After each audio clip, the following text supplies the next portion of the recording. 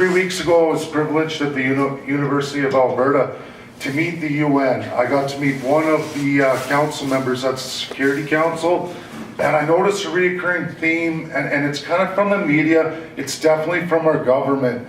And they always say, we gotta leave the UN, or you see the Trudeau side where UN this, that, and Steve hit it, he said, voluntary agreements. We have to leave voluntary agreements, okay?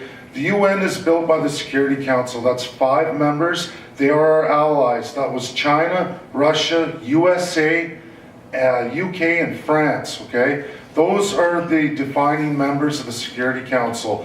The other 192 nations in total of the UN don't have any power whatsoever. That includes Canada.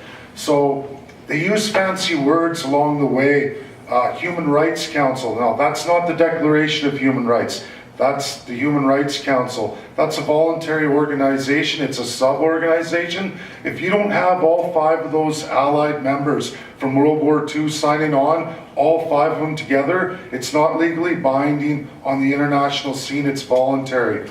Our federal leaders jump on these non-binding agreements and they say, oh, we got to do this. It's for the UN. You have to break down each and every treaty. There are only 2 treaties, Geneva and Vienna. Those are the only 2 that we're binded to. It's like joining a union. Something I know quite a bit about is you pay your monthly dues. In the UN situation, it's annual dues. And so with those dues, it's 2 treaties, 2 binding treaties signed by all 5 members. There are several throughout that time all the way to present that have been ratified by all 5 security members, but 90% of them have not been, so they're voluntary. That's the Human Rights Council that's only 15 years old. This is where we start to get into our mass immigration, folks. Please read and understand. The Declaration of Human Rights, signed in 1948 by almost every nation of the world, goes into unemployment. These are what nations are all supposed to achieve, and they match very close to Canada's own Charter of Rights and Freedoms and our Constitution. And a gentleman here today has a little brief flag on that Constitution. But if you look at that Declaration of Human Rights, that's a real close impression of our Constitution.